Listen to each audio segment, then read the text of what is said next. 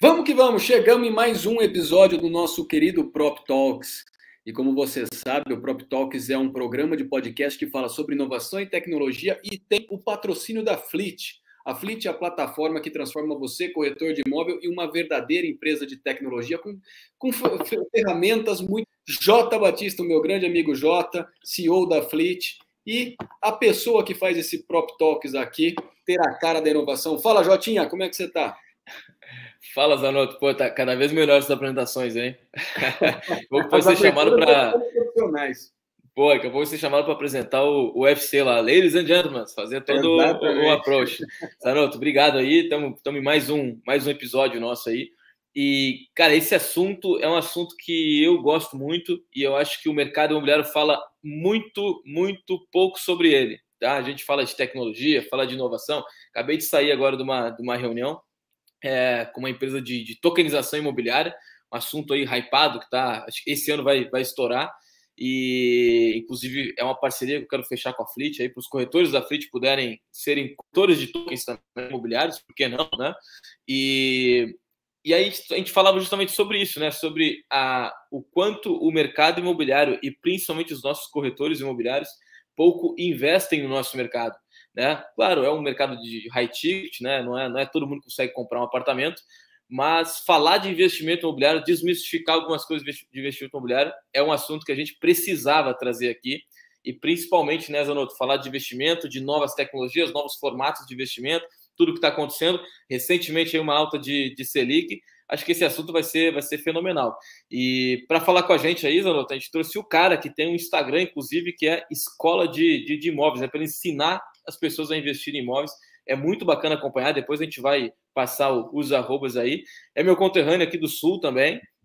É um gaúcho que virou paulista, né? Diferente do Zanotto, que é um paulista que agora virou gaúcho praticamente. Eu vou subir para falar com a gente aqui o grande Pedro Câmara. Fala, Pedro, como é que vai?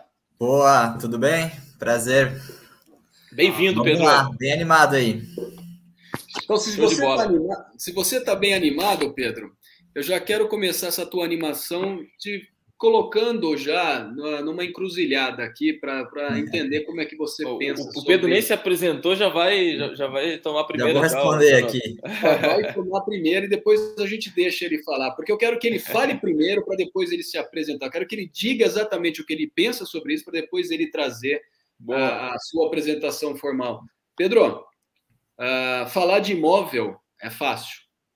Falar de investimento imobiliário não é fácil.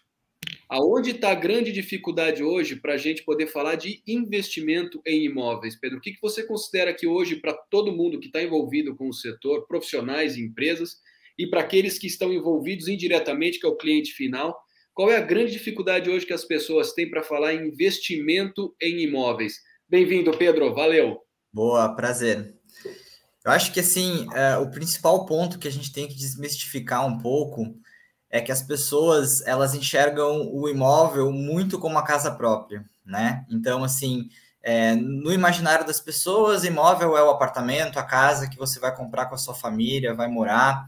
E muitas pessoas, quando pensam em investir em imóvel, elas acabam replicando aquele gosto pessoal. Então, putz, eu gosto de determinado bairro, eu gosto de um apartamento de 2 quartos, não, tem que ter garagem, porque eu tenho carro, tem que ser nessa localização, não, tem que ser o prédio com isso, X, Y. E aí o que acontece é que muitas pessoas acabam comprando, né, a casa própria, e depois, quando pensam eventualmente em comprar um imóvel para investimento, acabam replicando aquele gosto, às vezes a tipologia, o tamanho, etc. Não enxergam outros bairros para investir, porque não é um bairro que eu gosto, porque não tem essa padaria, esse mercado, etc. E na hora de você investir no imóvel, você tem que separar muito o gosto pessoal do investimento, né? Então, não necessariamente o bairro que você mora, o bairro que você gosta, ou aquele apartamento de 3 quartos, de 2 quartos, grande, espaçoso, com sacada gourmet, etc., com 2 vagas de garagem, não necessariamente esse é o melhor imóvel para você investir. E aí eu estou falando em torno de rentabilidade, né? Porque, assim, para o investidor, no final das contas, vamos dizer assim, ali você coloca na planilha do Excel, e o que vai muitas vezes determinar você fazer ou não fazer o investimento é o retorno financeiro. Claro que tem um intangível aí do imóvel, da localização ali que você quer investir, porque você acredita num bairro, etc.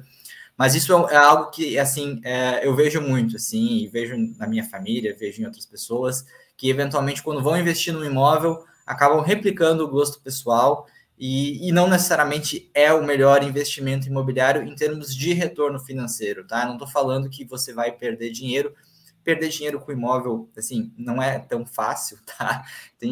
Você tem que comprar muito caro ou comprar numa localização realmente que não faz sentido para aquele imóvel para você perder dinheiro em termos de realmente, né, desvalorizar e vender por menos. Mas quando a gente fala de investimento imobiliário, a gente fala de retorno financeiro, taxa interna de retorno, yield, cap rate, e aí você tem que comparar vários imóveis, né? E é isso que eu falo, quando você compara vários imóveis para investir, não necessariamente aquele que é o seu gosto pessoal vai ser o que vai ter o melhor retorno, né? Acho que esse é o principal ponto, assim. Imóvel para investimento é diferente do imóvel para moradia. Sensacional. Show. Tá aí a primeira aula já, né, Zanotto, de avaliar investimento, né, de pensar no mercado imobiliário como investimento. Mas, seguindo então, Pedro, fala pra gente aí quem é o Pedro, como é que tu começou no mercado imobiliário. Eu acho muito legal que eu conheci o teu... Acho que eu me conectei contigo no LinkedIn há um tempo já, né? Acho que quando tu trabalhava no Quinto Andar ali. E depois eu vi o Instagram. E aí, quando a gente estava falando, vamos chamar o Pedro para conversar, é muito bacana porque o Pedro, além de, né, ter esse conteúdo sobre investimento imobiliário, falar, né, não só falar, mas fazer investimento também, ainda tem essa passagem por grandes empresas de tecnologia no mercado que dão essa visão também do todo, né? Mas te apresenta, Pedro, fala para a gente quem é o Pedro, como é que o Pedro começou, o que o Pedro faz hoje e como é que chegou nesses conteúdos de investimento. Boa, legal. Cara, eu sempre fui apaixonada por imóvel, assim. Claro que quando eu era mais novo, né? Quando eu era criança, exatamente, eu pegava e desenhava planta. Então, assim, tem muito desenhos, assim, eu me lembro quando eu sentava numa folha de papel e eu gostava de desenhar a planta do apartamento, sem noção nenhuma de arquitetura. Eu pegava e desenhava, ficava desenhando fachada de prédio, enfim. Então, não sei, às vezes é algo que já nasce, a gente nem sabe. Enfim, joguei muito banco imobiliário, nossa, joguei muito SimCity, não sei, a galera talvez não vai conhecer. Comprou muito imóvel no banco imobiliário. SimCity eu adorava construir as cidades e ficava horas e horas jogando, o The Sims também fazia minhas casas lá. E aí, enfim, sempre teve uma relação muito próxima, de certa forma, né, com construção, imóvel, etc. E eu acabei indo fazer arquitetura. Muito mais, assim, porque eu achava que, enfim, seria o melhor curso para eu virar um incorporador e construir, etc. Hoje em dia, honestamente, eu teria feito administração, provavelmente. Eu acho que está mais relacionado até, assim, com o mercado imobiliário, investimento, etc. Mas, enfim, foi um curso que, obviamente, me deu um bom conhecimento aí em termos de construção, né? Então, hoje, de certa forma, né, os meus imóveis, quem acompanha ali o Instagram, eu consigo aplicar muita coisa que eu aprendi, né? Então, apesar de não trabalhar com arquitetura, com decoração, os meus imóveis próprios que eu compro, obviamente, né, eu mesmo decoro e deixo eles, de certa forma, bem atrativo para os meus inquilinos, né? Então, certamente você aproveita alguma coisa. Mas fiz arquitetura, mas sempre com um desejo, né, muito de trabalhar no mercado imobiliário, né? Então, acabei me formando final de 2014, né, foi o último semestre, me formei na PUC, lá em Porto Alegre, e antes de receber o diploma, eu já tinha comprado uma passagem de avião para São Paulo. Em dezembro mesmo, eu acabei me mudando, de certa forma, para São Paulo. Claro que a vantagem é que meu pai já morava aqui, né, então fiquei na casa dele por um tempo aí. E, cara, não deu 2 semanas, eu tinha uma proposta de trabalho numa incorporadora em São Paulo. Foi muito rápido, assim, até né, nem esperava que seria tão rápido. Foi literalmente 2 semanas entre eu chegar em São Paulo e ter lá uma proposta de trabalho na área de negócios imobiliários dessa incorporadora. E aí eu comecei, de certa forma, né, a minha carreira, vamos dizer assim, em empresas do mercado imobiliário. Mas antes disso, né, algo muito curioso, durante a faculdade, tá? Então eu entrei na faculdade em 2008, eu já olhava, já ia para lançamento fim de semana, né? Minha mãe me acompanhava muito, então assim, vamos olhar, tem um lançamento ali no bairro de Porto Alegre, né? Ali em Canoas também olhava os lançamentos, e eu gostava de fim de semana ir olhar o decorado, e aí tabela 0, tabela 1, tabela 2, acompanhar. Pressão de vendas. 2008, 2009, 2010, a gente estava ainda ali no boom imobiliário, né? Então era uma loucura, cara. Você ia num lançamento, dava literalmente 2, 3 meses, virava a tabela, o preço subia. E assim, acho que quem acompanhou isso sabe que tipo, foi um momento assim de ebulição do mercado imobiliário, né? E eu estava ali na faculdade, já estagiava, fazia, né, projetos para escritórios de arquitetura. Antes disso também tinha uma empresa de site que eu mesmo fazia site e consegui juntar uma graninha boa desde os 14 anos, tá? Minha carteira de trabalho eu fiz com 14 anos.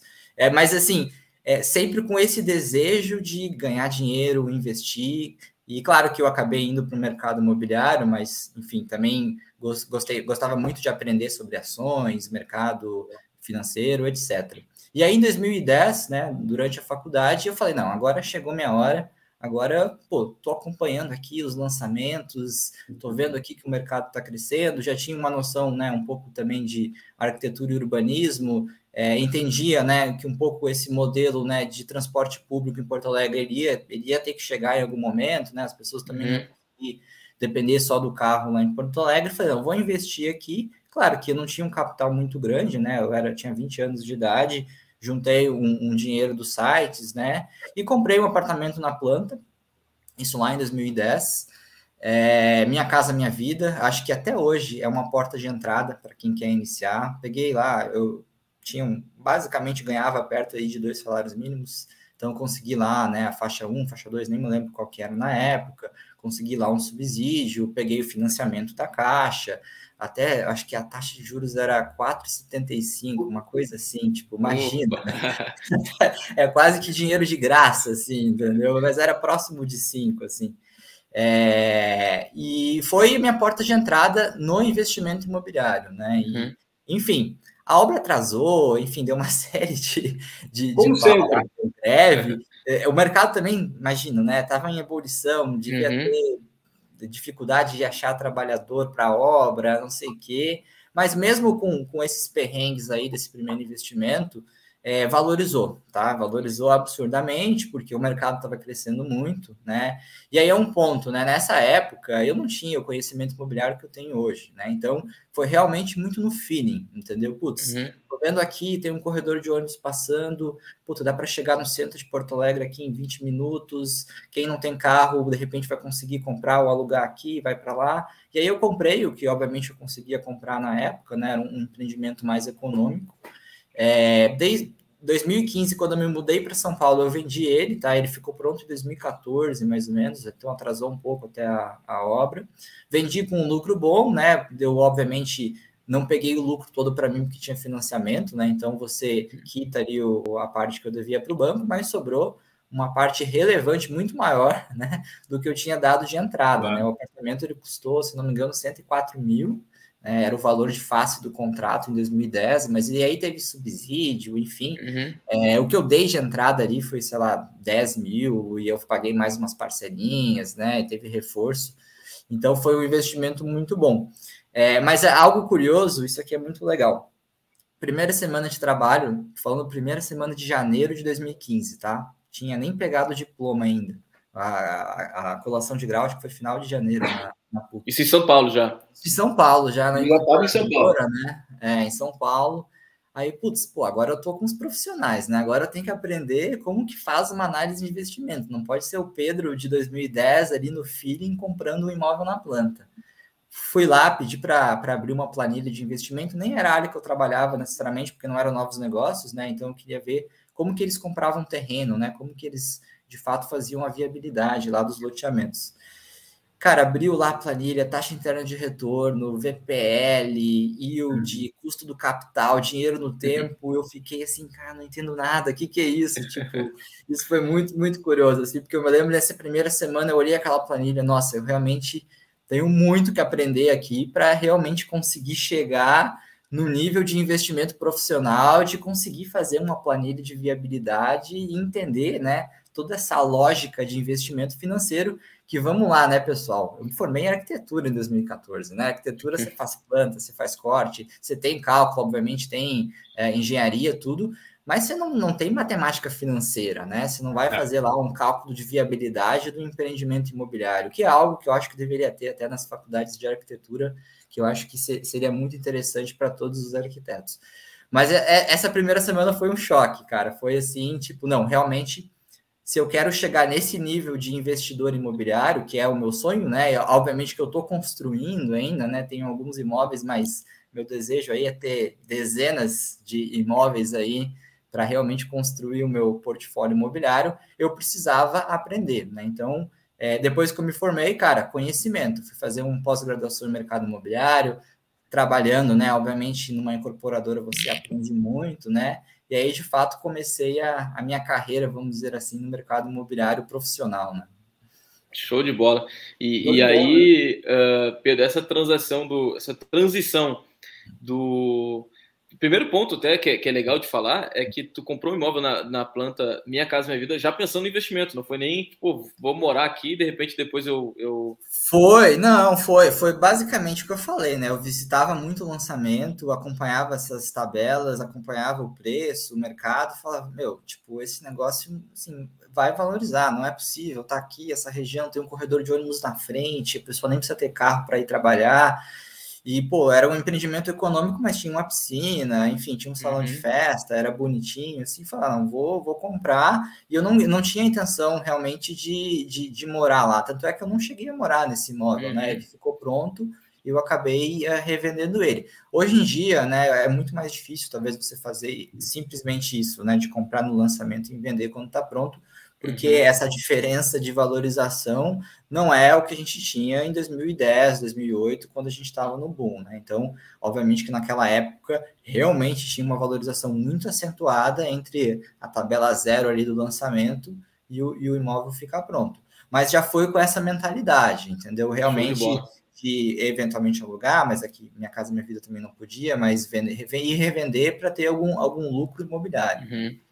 Eu achei legal, Jota, quando o Pedro estava falando desse primeiro imóvel que ele foi adquirir, o comportamento que ele teve de observar a região, né? Observar o entorno, não é o imóvel em si. Acho que esse é um ponto bacana da gente trabalhar aqui nessa conversa, Pedro, porque quando a gente fala de investimento em imóveis, a primeira coisa que vem para nós é produto, né? O produto imobiliário. Mas você trouxe um cenário diferente, que você falou, poxa, eu observei que havia um ponto de ônibus, um corredor de ônibus na cidade, que o deslocamento até o centro, para quem não tem automóvel, ia ser rápido. E muita gente não faz essa distinção. Pensa que investir em imóveis é apenas olhar para o produto. Mas na tua fala, você traz o centro de observação do entorno, né? Porque é importante você observar se tem um parque, se tem comércio, serviço, se tem esses corredores de ônibus, como que é o deslocamento de automóvel em si.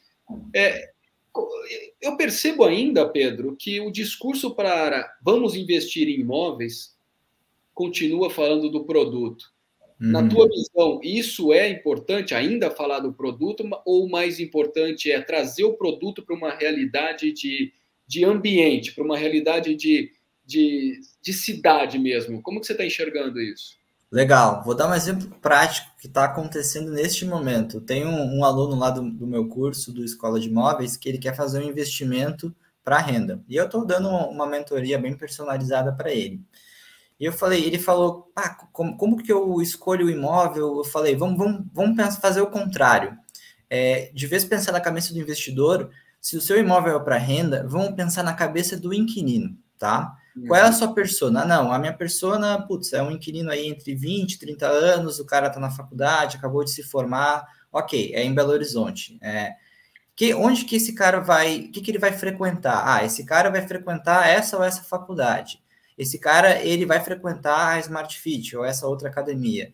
Esse cara, ele precisa ter um mercado próximo porque ele não tem muito tempo, né? Ele está na faculdade, ele se formou, está trabalhando muito, então tem que ter um mercado local.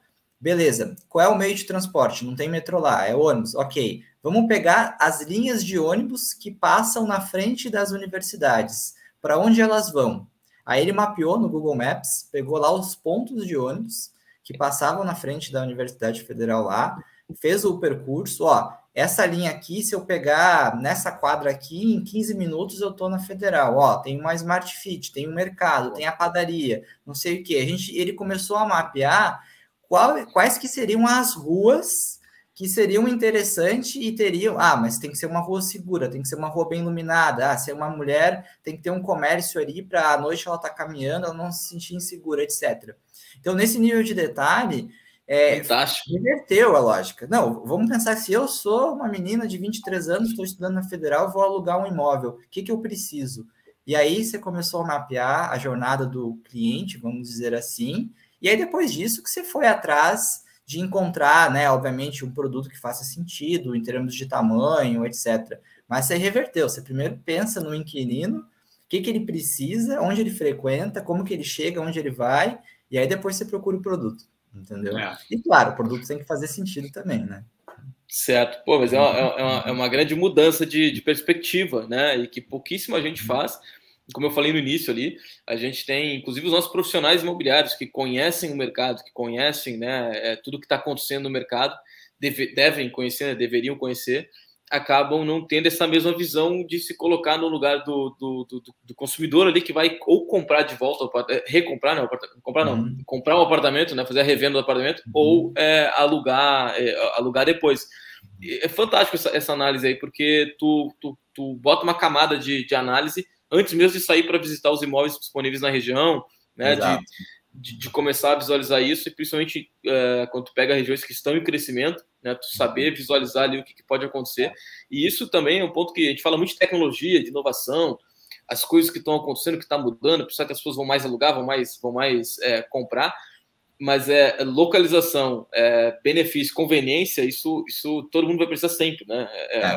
Eu vi recentemente uma postagem que eu achei muito legal, até abri aqui no Instagram, que quem compartilhou foi a Charlene, né, que fala bastante de leilão.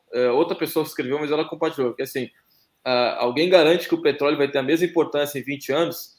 Em 2007, a Nokia dominava a telefonia. Em 2037, será que ainda vai ser a Apple? Os bancos digitais, você garante que eles ainda serão grandes bancos em 2040? Além de tudo isso, eu garanto que em 2050 você ainda vai precisar de um teto e as pessoas vão precisar de um teto para dormir. Então, o mercado, apesar de tudo é cíclico, né? Mas o mercado imobiliário ele continua porque todo mundo precisa, né? E tu saber observar esses detalhes que tu falasse e começar a ter essa visão de mudança. Pô, será que essa região aqui, tô vendo que a galera tá começando a construir mais, enfim, comércio aqui, tá abrindo esse espaço aqui, pode ser relevante para investir nos próximos anos. Isso mais uma aula aí, Zanotto, para o público começar a entender de investimento. Porque realmente fala de investimento, aí vou puxar um outro ponto também, que é a parte financeira. A galera tem muito essa visão que, beleza, fiz essa análise e aprendi a fazer, vou investir. Pô, eu preciso ter 200 mil reais na mão, preciso ter 300 mil reais, 500... Todo mundo pensa que investir no mercado tu tem que, né, para acessar as melhores oportunidades, ter esse dinheiro na mão. Apesar de que comprar na planta já não é mais como era lá em 2010, né, 2008, eu lembro, porque eu entrei no mercado em 2011, entrei no meio da fumaceira, do boom, eu era um desses corretores que estava no plantão que tu visitava lá. Que eu visitava. Eu estava em Porto Alegre ainda, eu estava ali vendendo, a gente vendia investimento ali para a galera comprar e revender depois na frente, entendendo isso, que não é o mesmo momento, né?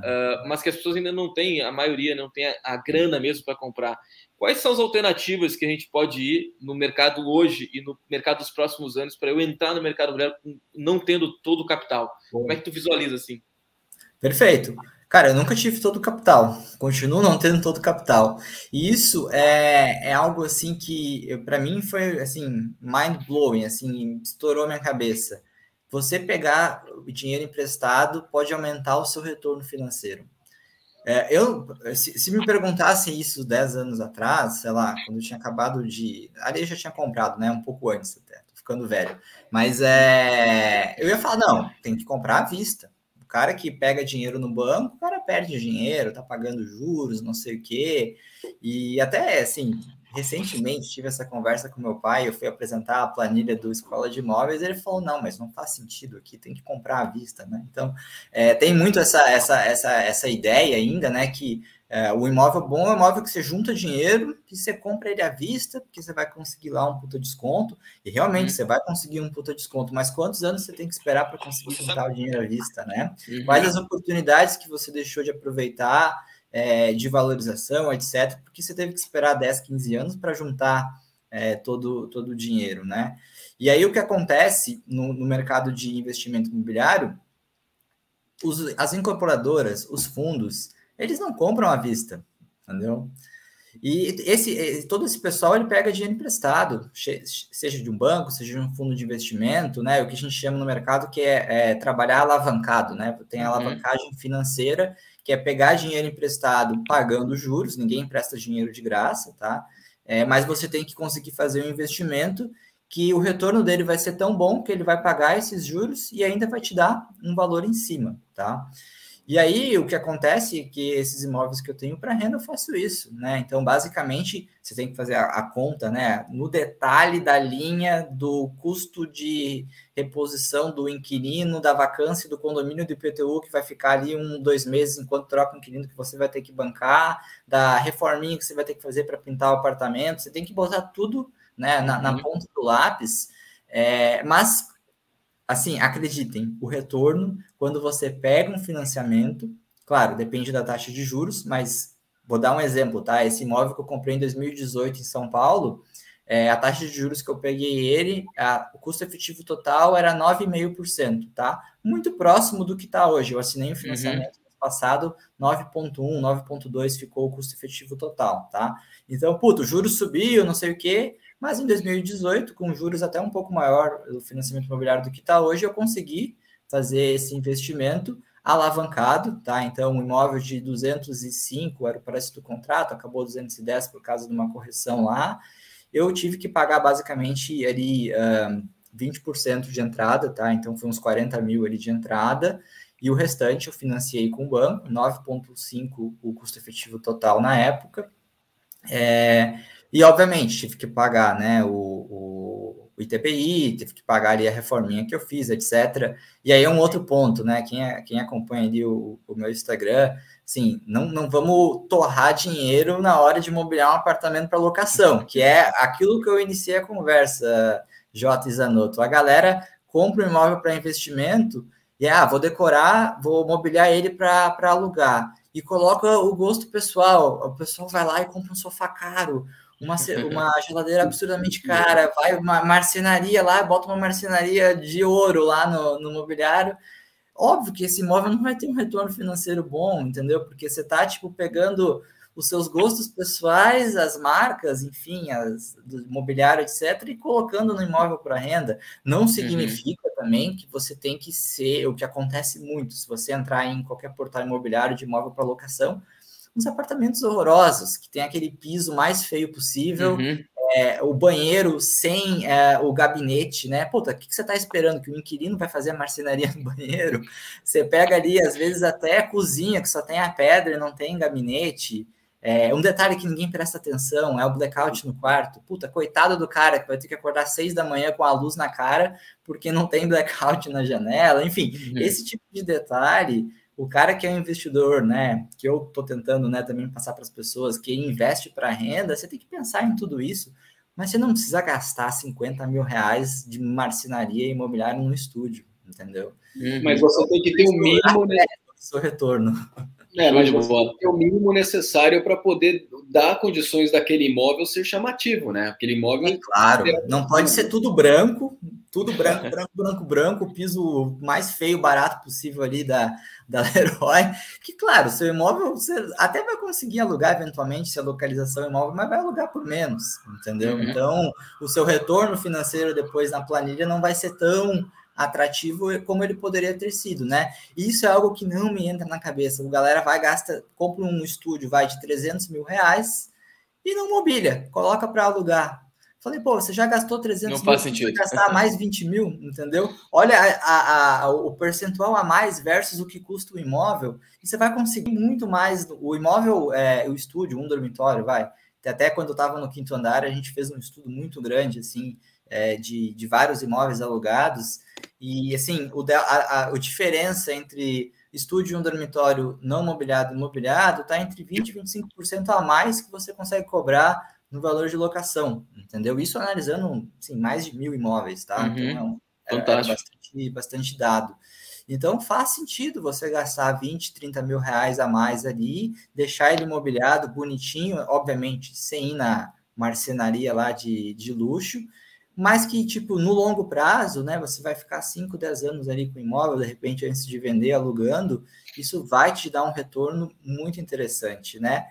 Suficiente para pagar o financiamento, como eu faço, e ainda sobrar um bom dinheiro, tá? Então, esse imóvel aí que eu falei de 2018, esse outro imóvel que eu acabei de alugar agora na Vila Mariana, desde o primeiro mês, ele paga o financiamento e ainda sobra dinheiro, entendeu? Então, não é que, tipo, eu tive que ficar uns anos botando mais dinheiro. Não, o próprio aluguel já se paga.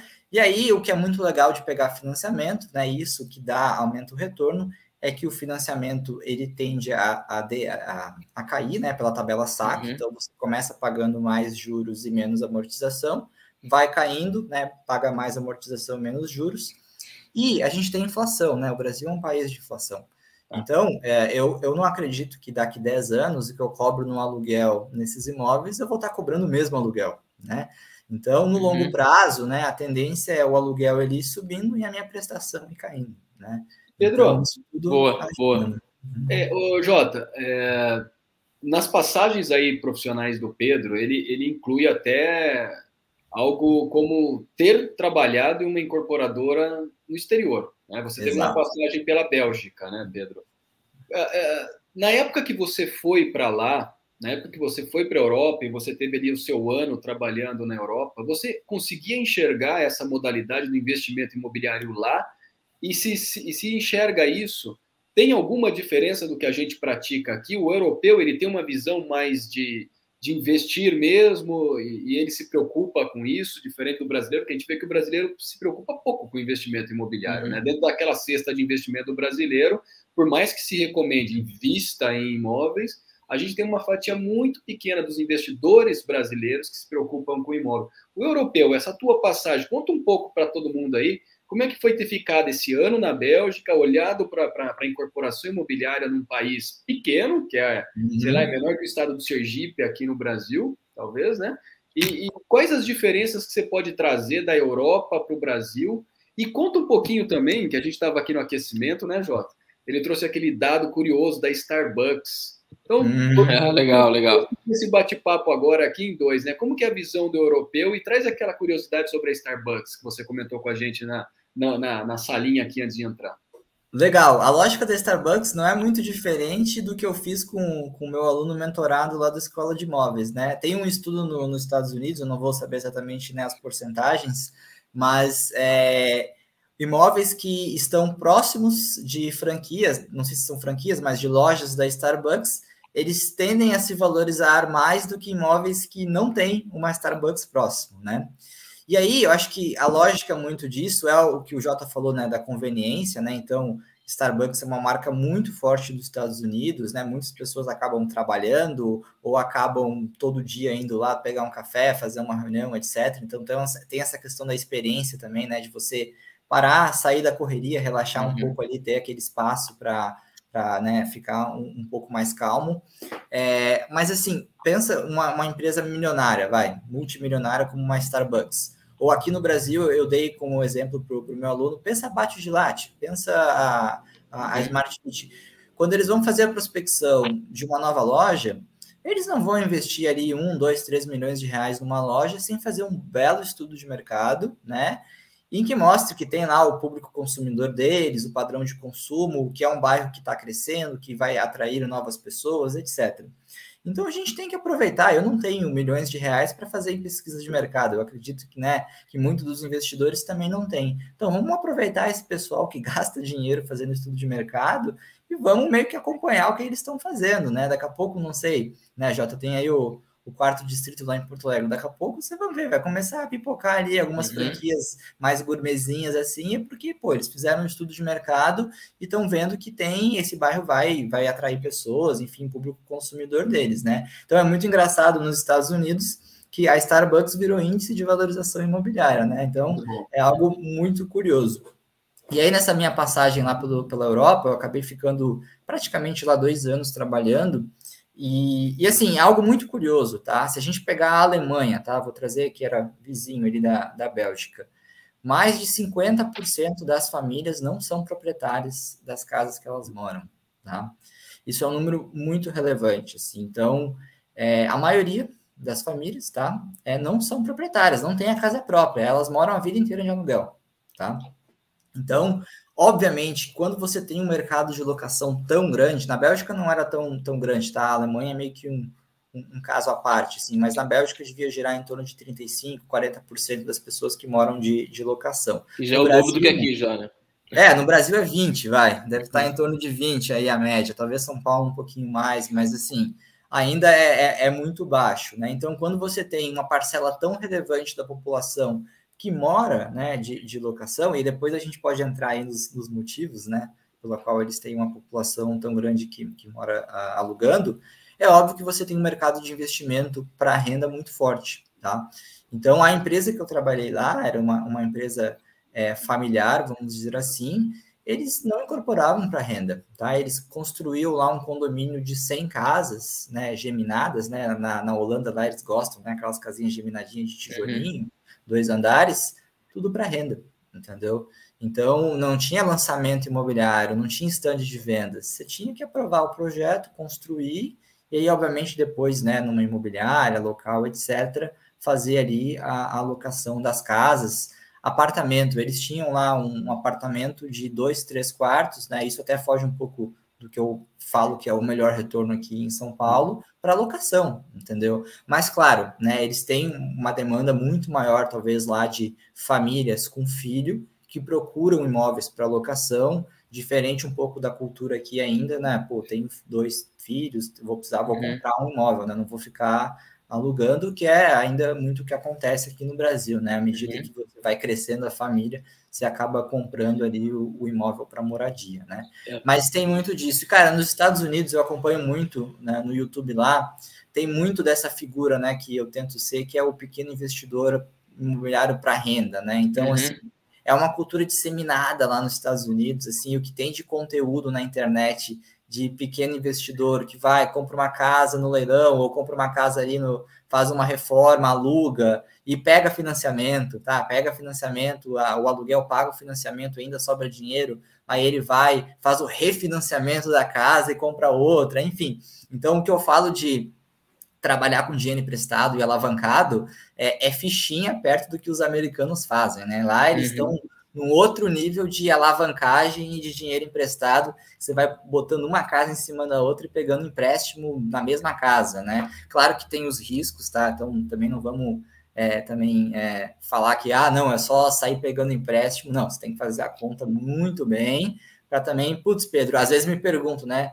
Como é que você dorme, né? Tipo, hoje eu devo ter de financiamento perto de R$1 milhão. Aí, como é que você dorme com R$1 milhão de dívida, né? É que eu não enxergo como uma dívida, entendeu? Eu sei que os imóveis, se eu tivesse que vender todos eles valem muito mais do que R$1 milhão, né? Então, não é que eu tô com uma dívida que não tem um ativo por trás que vale muito mais que a dívida, né? E eu sei que, putz, são imóveis bons, tá? Então, esse de 2018... No meio da pandemia, junho de 2020, eu recebi a mensagem do inquilino, vou sair. E aí eu falei, putz, é agora que eu tenho que botar à prova tudo que eu falo no Instagram, né? Será que esse negócio tem liquidez mesmo? O cara saiu e 20 dias já estava alugado o imóvel. Junho, lockdown, tudo fechado. O quinto andar nem mandou fotógrafo. Eu tive que ir lá contratar, tirar foto. Não podia receber corretor no imóvel, porque tinha lá uma lei aqui em São Paulo lá. Eu tive que fazer as visitas com os inquilinos e alugou, cara. Em 20 dias alugou. Eu não consegui reajustar o preço para cima, eu tive basicamente o mesmo preço, ficou acho que R$50 ali abaixo do que o cara pagava. Mas, cara, teve liquidez, né? Então, acho que foi a minha primeira prova, assim, que realmente essa tese, faz sentido. Imóveis compactos, perto de metrô, decorados, bonitos, atrativos, um preço legal. Realmente tem uma demanda que, na pandemia, junho de 2020, lockdown, em 20 dias alugou, entendeu? Boa. E quando a gente Quando a gente fala de tecnologia aplicada à locação de imóvel, Pedro, a primeira coisa que vem na cabeça das pessoas, pensar tecnologia é pensar em quinto andar, né? É pensar em plataformas, é pensar em Airbnb e tudo mais. Mas, na verdade, isso não é uma tecnologia, isso é um meio de fazer com que o negócio aconteça, né? Então, duas coisas que, assim, que a gente pode debater aqui, Jota, talvez, é tentar entender como as plataformas digitais começaram a trazer oportunidade para proprietários de imóveis, né? Para viabilizar ainda mais a locação. E se existe hoje, Pedro, alguma tecnologia, de fato, que mexa com o imóvel em si, que transforme o imóvel em si. Eu não consigo enxergar hoje uma tecnologia que não seja essas tecnologias que a gente está acostumado, automação de imóvel, você tem um assistente virtual, coisa do tipo. Então, acho que para o imóvel ainda não existe tanta tecnologia embarcada. E as plataformas, como que elas estão funcionando aí? Até, Zanuto, só complementando também, pegando o gancho do que o Pedro falou, eu gosto muito de estudar sobre comportamento, né, a questão comportamental, assim, né, e a gente teve uma chacoalhada de comportamento na pandemia, que acelerou muita coisa que era tendência, acabou virando realidade, e agora a gente tem esse movimento pós-pandemia que a gente ainda tá vendo se muita coisa vai ficar, né, pô, a galera fez um êxodo para o interior, quem tinha dinheiro, comprou casa fora, mas agora está voltando, então tem muita coisa ainda acontecendo. A gente teve um papo recentemente aqui no Prop Talks com o Rodrigo Werneck, da Cúpula, e o Rodrigo também, baseado em muitos dados que ele tem lá, muita coisa que ele faz, ele trouxe para a gente que ele acredita que o próximo ciclo imobiliário ele vai ser de franco crescimento de locação, porque por alguns motivos, né? Tanto a parte comportamental, as pessoas realmente estão mais acostumadas a morarem em lugares diferentes ao longo da sua vida, né? Principalmente a nova geração. Eu, por exemplo, aqui tô prestes a fazer quase um nomadismo aqui. A minha ideia é morar nos próximos 2 ou 3 anos em praticamente todas as capitais do Brasil, ficar 1, 2 meses morando, né? É uma vontade que eu tenho de fazer. E muita gente está não fazendo isso, mas mora 6 meses aqui, aí lançou um outro prédiozinho legal, vai para lá, comunidade se formando. Esse é um primeiro ponto. O segundo ponto é que tá mais difícil, digamos assim, de comprar o imóvel, né? A galera, por causa da renda, também não está acompanhando, então aquela coisa de vou comprar meu primeiro imóvel, o pessoal está adiando um pouco, antes de fazer com 20 e poucos anos, agora está fazendo com 30, 30 e poucos. E então tudo isso, né, e mais alguns pontos acabam favorecendo que a locação, que já está em crescimento nos últimos anos, junto com as plataformas digitais, ela vai ser uma tendência real, assim, né, de grande crescimento. A gente tem mais ou menos 20%, como o Pedro falou, de pessoas morando de aluguel no Brasil. A expectativa é que a gente consiga dobrar isso aos próximos 10, 15 anos, né, talvez até antes. E isso faz a gente refletir que a gente falou que o nosso tema aqui é investimento imobiliário, mas a gente basicamente falou muito, ou quase exclusivamente, de imóvel para renda, né? E eu acho que realmente quem está entrando no mercado imobiliário agora para investir, eu gosto muito de pensar em longo prazo. Eu acho que essa visão de ter um imóvel, um ativo, né, imobiliário, primeiro, que forma patrimônio, né? O Pedro falou, ele tá pagando o aluguel, pagando o financiamento com aluguel, mas mais do que isso, está construindo um patrimônio. Claro, patrimônio o imóvel, forte, assim, né? o legal da alavancagem, vou dar um exemplo prático também, que eu gosto de falar número real, assim. O imóvel da Vila Mariana que eu comprei na planta, em 2019, eu paguei durante a obra, em torno de 80 mil, mais ou menos, eu estou com o número aproximado aqui. Eu paguei 300 mil, tá? Foi o valor de face do contrato. Hoje esse imóvel, se fosse vender hoje, eu venderia tranquilamente por 430, tá? Então vamos pegar aqui olha só, né? O que teve de valorização, né, no ativo foi 130 mil, e o que eu tive que pagar durante a obra foi 80, entendeu? Então, assim, claro que tem que pagar o financiamento, mas só para dar um exemplo, assim, que tipo, o legal de ter imóvel para renda é que enquanto você está gerando renda, e se você faz uma conta legal, dá um yield interessante, o ativo ele está se valorizando no longo prazo, né? Assim, vamos lá, tem crise? Tem. Pode ter ano que desvaloriza? Pode, vai acontecer. Então, não acho que vai ficar 10 anos todo ano subindo, entendeu?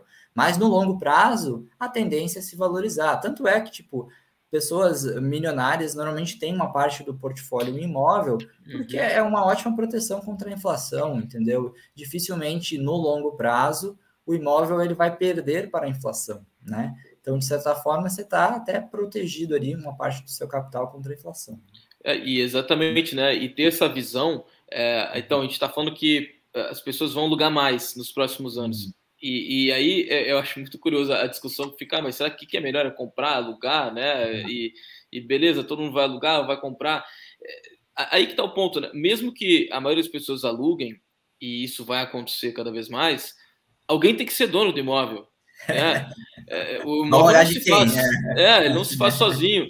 E a gente ainda não tem, e eu acho que é uma coisa que vai demorar um pouco ainda, a cultura do developer, do criador do imóvel ser o locatário, né? O construtor hoje brasileiro não tem a visão de renda, ele tem a visão de, né, início, meio e fim. Agora a gente está começando a ter entrada de fundos imobiliários que sim, né, são donos de prédios inteiros e fazem isso, mas ainda, né, não supre, né, nem 1% da demanda de locação. Né?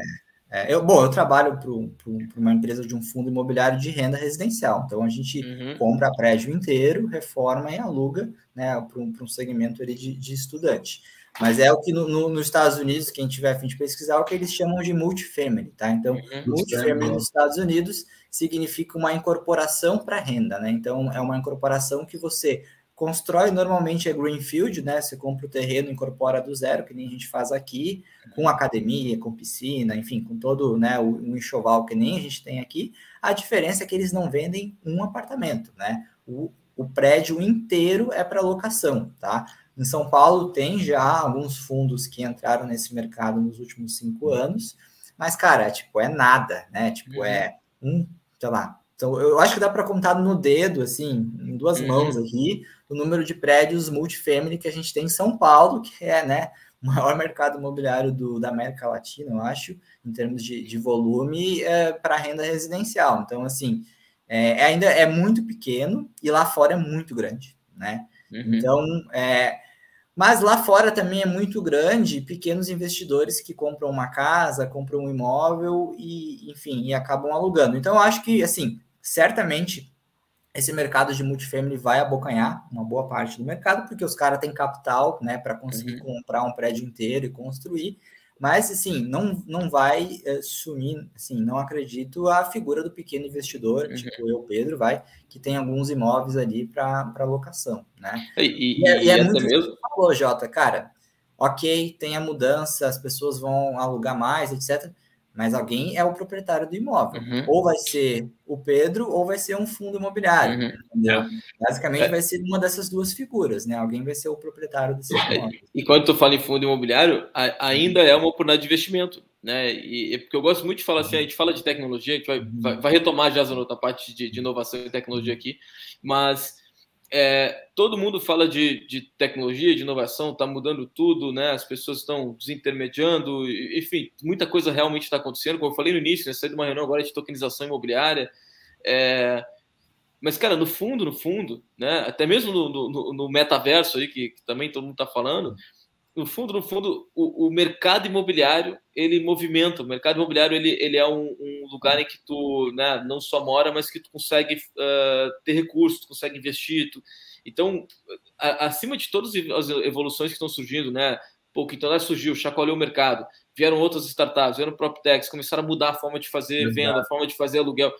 Tudo isso aconteceu e assim, né? Se a gente está falando de uma mudança pelo de 5 anos, começaram a ter agora os grandes fundos aqui no Brasil. Imagina os próximos 5, cara, a gente nem imagina a mudança, né? A gente espera algumas mudanças, mas nem imagina o quanto vai evoluir. Mas apesar de tudo isso, usar o mercado imobiliário como um formato de investimento sempre vai estar presente. Seja tu comprar uma ação, né, de um fundo né, um fundo que criou um token de um imóvel, né, por que não? Ou tu comprar o imóvel usando essas técnicas que o Pedro está falando. Então, fiquem muito atentos a isso. O mercado está mudando? Legal, fantástico, que bom que está mudando. São mais oportunidades de fazer investimento ainda, né? É a forma como eu sempre vejo. Sou otimista do mercado imobiliário. E tá mais legal. E aí, lá fora tem muitas startups de crowdfunding imobiliário, né? Em Porto Alegre, acho que teve a primeira, né? Que teve aí no Brasil. Da Urme. Tem outros, exato. E é algo muito comum lá fora.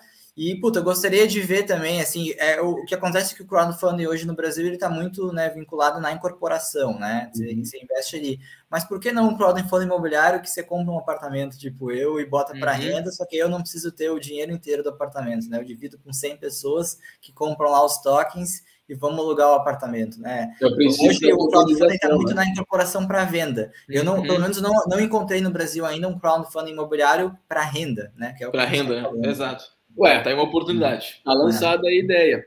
Ô, Jota, e quando eu perguntei a questão das plataformas, eu acho que o Pedro ele deu uma resposta que ele já levou para responder isso, né? Porque eu acho que quem está se beneficiando dessas plataformas, Pedro, essas plataformas de locação do short rental aí, né? Da locação em curta temporada e tal. Tem também, a gente falou até agora, falou de locação, mas tem os dois, né? Tem o short e o long, né? Dá para ganhar dinheiro nos dois. E aí o pequeno investidor, aquele que tem 1, 2 apartamentos, 3, esse cara está usando essas plataformas e está ganhando muito dinheiro com isso, né? Se ele souber fazer a gestão do portfólio dele dentro dessas plataformas, ele está ganhando muito dinheiro com isso, né? Perfeito. Bom, eu tenho um que eu botei no Airbnb, tá? Então, eu tô testando tudo. Eu tenho no quinto andar, que eu não preciso fazer nada, tá garantido de aluguel. Eu tenho no Airbnb, eu tenho um contrato que eu fiz direto com o inquilino, e aí, obviamente, eu tenho que cuidar do contrato, enfim. Então, eu tô testando tudo. Cada um tem suas vantagens e desvantagens, obviamente.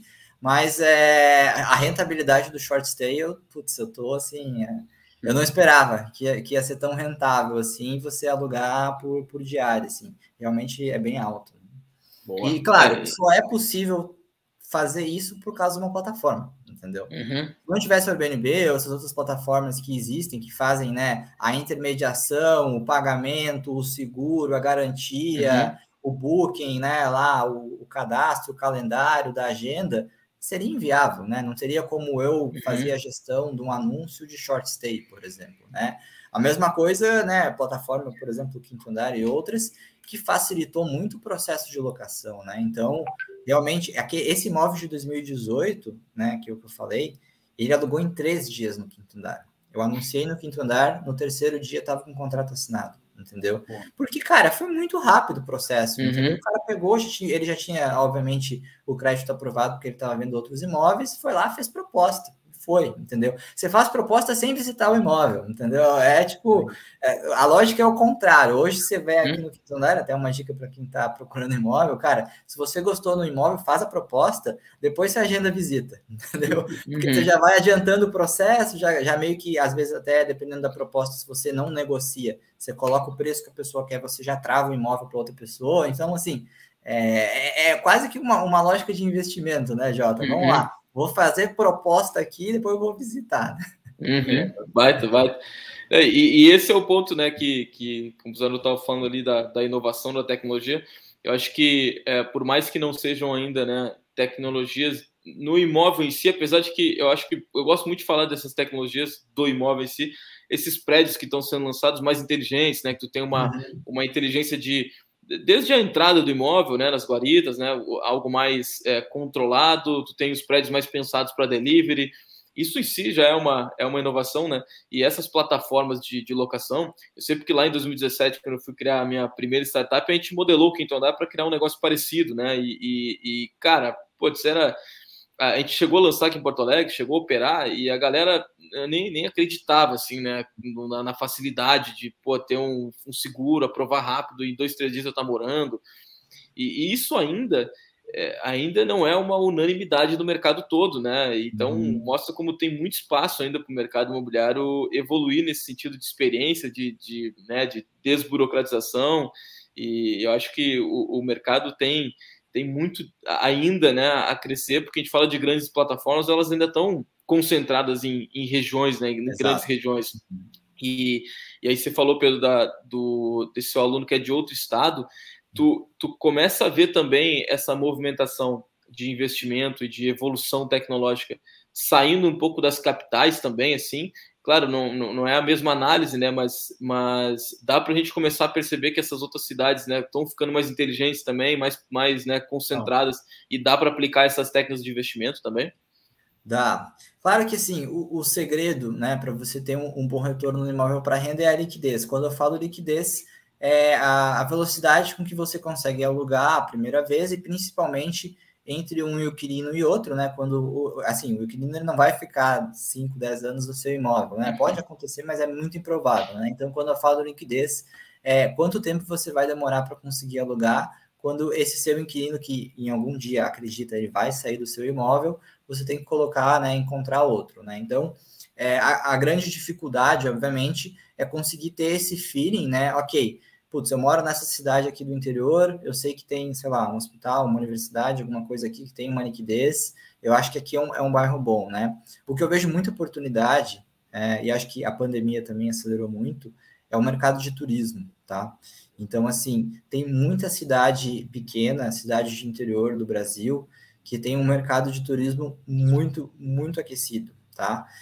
E, assim, a qualidade de pousada no Brasil é muito precária, tá? Vou até, desculpa se alguém aí é dono de pousada, mas, enfim, eu gosto de viajar para a serra, para a praia, etc., às vezes. E, assim, você vai lá no Booking, no Airbnb, no Booking, nos sites de hotéis, o que é bom é muito caro. Mas, assim, quem é de São Paulo, né, o Gustavo sabe, vai para Campos de Jordão em agosto para você ver. Pega uma pousadinha em Campos de Jordão num fim de semana de agosto. Cara, é muito caro a diária, entendeu? Então, eu vejo oportunidade, daqui a pouco, para os pequenos investidores aí dessas cidades, de fato, comprar imóvel aí e fazer alocação por diária, por que não? Entendeu? Eu acho que, assim, você tem que encontrar a demanda. Você encontrou a demanda, aí, obviamente, né, Zanotto, tem que ter um produto que faça sentido também, né? Não podemos também colocar lá fazer um Airbnb na serra caindo aos pedaços, porque aí também ninguém vai querer alugar lá, né? Ou botar um estúdio numa cidade que é muito, né, muito mais família residencial ali. Que todo mundo, enfim, está acostumado a morar em 50 metros quadrados, mais 50 metros, terreno, pátio. A gente tem que tomar cuidado com o que vai fazer, né? Porque nessa onda de achar que todo produto é produto para investimento imobiliário, você acaba dando um tiro no pé, achando que as pessoas vão olhar para o teu produto achando que ali eles vão ficar bem, vão se instalar bem, quando, na verdade, você pode estar tendo um apartamento, um estúdio na serra, onde é necessário você ter uns apartamentos mais confortáveis. Desconfortáveis, exato. O que vai acontecer é o que a gente falou também, né? O mercado de locação, ele aumentando, né, proporcionalmente, você vai começar a atrair perfis de locação diferente do que a gente tem hoje, né? Então, assim, hoje esse aqui que eu estou aqui é alugado de 2 quartos, e eu sei que a proprietária aqui tem 4 apartamentos nesse prédio, desconfio que ela era dona do terreno e trocou por permuta, né? Muito esperta.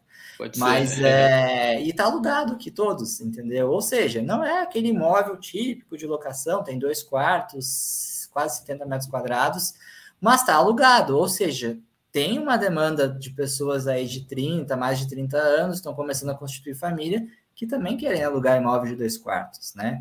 Claro que quando você coloca no ponto do lápis, tá? Talvez, em termos de rentabilidade, é o que eu falei, comparando um com o outro, os menores, eles dão uma rentabilidade maior. Mas, eventualmente, você vai achar a oportunidade também de ter imóvel maior para renda, né? Eu acho que vai acontecer, né? O que a gente falou ali, né? As pessoas...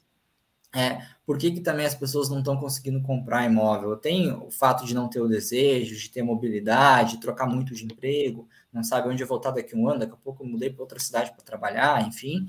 Mas tem muita questão da renda, né? Renda versus o valor do imóvel, né? Quando a gente olha a curva, tem um deslocamento que está acontecendo, né? O imóvel, ele se valoriza mais do que a valorização percentual do rendimento médio da população, tá? E aí, quando a gente olha dados, né, em grandes números, a gente enxerga uma dificuldade maior hoje da média das pessoas conseguirem comprar um imóvel como era, sei lá, 20 anos atrás, 10 anos atrás, né? Então, as pessoas hoje precisam ter uma economia proporcionalmente maior para dar na entrada do que era 10, 15 anos atrás. E, obviamente, que isso afasta, né, diminui o mercado de quem consegue comprar, né? Pô, aqui em São Paulo, o Zanotto sabe, é muito caro comprar imóvel de 2, 3 quartos bem localizado, entendeu? Aí você vai, sei lá, um imóvel bem localizado, grande, aí de 60, 70 metros quadrados, tranquilamente mais de 1 milhão e pouco, entendeu? Quantas pessoas têm condição de seu primeiro imóvel, porque aí você está falando que você vai ter 1 filho, 2 no máximo, assim, nem dá para também ter, né, uma mega família. Porra, a entrada com R$1 milhão, né? qual é a renda que você precisa ter para financiar isso, né? Então, eventualmente, essas pessoas vão alugar mais. É isso. É aquela relação que a gente conversou recente, né, Pedro? Ou você procura preço ou você procura produto. Produto com preço bom não existe. Então você vai ter que achar no meio do caminho. E aí, se você quer, né, o Starbucks, a escola, eventualmente, pô, vou alugar, porque eu priorizo mais estar nessa localização, no metrô, com o Starbucks, com a padaria, com a escola. Não vou conseguir comprar aqui, vou alugar. Beleza. É isso. Isso daqui a pouco vai ser o drive de decisão. Ok, assumo que aqui eu não vou conseguir comprar, vou ter que talvez esperar 5 anos até ter uma renda maior, que talvez, né, nossos pais, né, Jota, talvez com a nossa idade já tinham proporcionalmente uma renda maior para conseguir comprar um imóvel, e a galera hoje que tem 25 anos não vai conseguir, entendeu? Enfim, eu comprei com 20, mas, cara, comprei financiado, comprei um imóvel barato, enfim. Talvez com 20 anos, se eu quisesse ter filho, né? Como meu pai já tinha filho, com meus pais, com 20 anos já tinham filho, né? Se eu quisesse com 20 anos comprar lá um apartamento grande em Porto Alegre, provavelmente eu também não teria tido renda, né? Porque eu acabei comprando um imóvel para investir. Então, acho que esse descolamento entre renda e valor do imóvel vai levar até família para locação. E claro, tem que alugar de alguém. Alguém é o proprietário desses imóveis. Alguém é o dono. Perfeito. Jotinha, puta, mais uma vez um episódio fantástico do Prop Talks, né? Chegamos ao fim desse aqui já com vontade de trazer o Pedro de novo, como a gente sempre fala, né? Cada episódio do Prop Talks, as conversas, sempre dá vontade de trazer o convidado. Ficou coisa pendente, né? Dá para falar mais, né? Dá para ficar mais uma hora aí. A gente vai ter que fazer o podcast, tipo a galera do Flow faz, né? Que faz um convidado e fica 3, 4 horas fica falando. Ali, toma uma cerveja, fica ali conversando. Não, esse é um projeto aí para a gente fazer ao longo do ano, né, Zanotto? De fazer presencial, provavelmente aí em São Paulo, aqui no Sul, e aí para conseguir fazer um papo realmente, né? Que se estenda, né? A real conversa de bar, né? Que a gente pode completar, porque ficou muita coisa aqui legal da gente poder falar. A gente falou muita coisa massa, muita coisa bacana de investimento, né? Mostrou para a galera que segurou a galera que o mercado imobiliário sempre foi e vai ser um bom ativo. Eu sempre falo que o mercado imobiliário, para mim, é o melhor, né, e o maior mercado do mundo. O maior né, mercado de quase 300 trilhões de dólares, mas ele é muito maior que bolsa, qualquer outra coisa, petróleo, ouro, enfim. É a maior classe de ativo do mundo disparado. Exato. E tu imagina quando tu começa a colocar tecnologia nisso e quebrar isso em outras possibilidades de fazer negócio, né? Eu gosto de provocar o pessoal a pensar nisso. O mercado é assim, tradicional. Imagina quando a gente começar a quebrá-lo, né, em pequenos serviços, em outros modelos de negócio. E então fica, eu acho, aí a provocação de a gente fazer um outro papo, até para a gente poder falar mais sobre, e para te encerrar também, Pedro, queria te dar a palavra para te, né, dar as tuas últimas considerações e comentar um pouco sobre como é que tu enxerga o Pedro, que é um cara que investe em imóveis, mas que trabalha com tecnologia imobiliária, né, há um tempinho já, trabalhando no Quinto Andar, trabalha agora na Eulivia, né, que tem esse, acho que um conceito fantástico que o Brasil explora pouco ainda, que acho que vai explorar cada vez mais, que é a moradia estudantil. Como é que tu vê, assim, nos últimos 5 minutos do Pedro aqui, esse mercado para os próximos anos, assim, que embarca mais possibilidades e mais tecnologias aí nesse mercado, e já te agradecendo por ter participado com a gente aí. E conta sobre a escola de imóveis também, que é esse seu curso. Já fecha aí dando o arroba e o curso com a gente aí. Pra gente. Legal. Cara, quem tem interesse aí de aprender mais sobre investimento imobiliário, de conhecer ali na prática, eu posto muito, assim, sem esconder mesmo, é na prática. Eu vou lá, boto o número, quanto que eu gastei, quanto que tá rendendo, enfim. Segue o arroba Escola de Imóveis também. Quem tiver interesse de fazer, né, um curso, tem um curso no Escola de Imóveis que fala, assim, no detalhe, assim, tudo que eu aprendi, né? Então, assim, você não vai ter que abrir a planilha lá e não saber o que significa uma TIR, um PPL. Eu vou, né, mostra no detalhe para você aprender, mesmo que você não goste de matemática financeira, tá mastigado lá o assunto para você calcular. Mas, cara, o que eu enxergo, tá? O que eu enxergo para os próximos anos? O mercado de locação, ele vai, de fato, continuar crescendo, tá?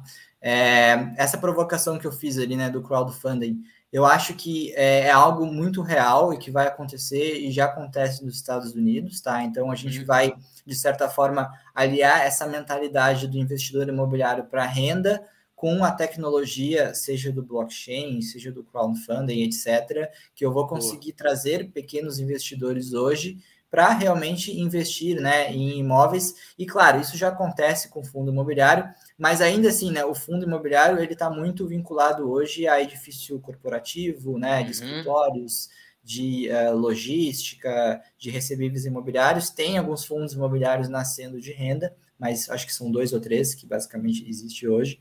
Então, eu acredito muito nisso. Eu acho que seria muito legal a gente conseguir dar o acesso a milhares de investidores aí a imóveis de renda residencial, né? Eu acho que, eventualmente, isso vai acontecer e deve ser aí o futuro, porque, cara, o número vai crescer, assim, realmente o número de famílias que alugam, não vejo um futuro daqui a 10 anos que a gente está com 15%, Jota, que caiu de 20 para 15. Esse número, ele realmente, ele deve subir, e eu gostaria muito que o investimento imobiliário, ele fosse, de certa forma, isso que a gente está fazendo aqui, né, desmistificado, Não é algo que, você precisa ser um multimilionário para fazer, não é algo que, eu preciso estudar em Harvard para conseguir fazer um bom investimento imobiliário.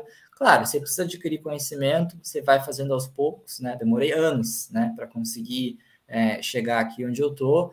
Um pouco do Escola de Imóveis, Gustavo, é um pouco disso, né? Tentar simplificar o investimento imobiliário, mas realmente dar o conhecimento profissional, tá? Não é, sair investindo em imóvel sem fazer conta, sem ter uma noção de mercado, sem pensar na experiência do inquilino.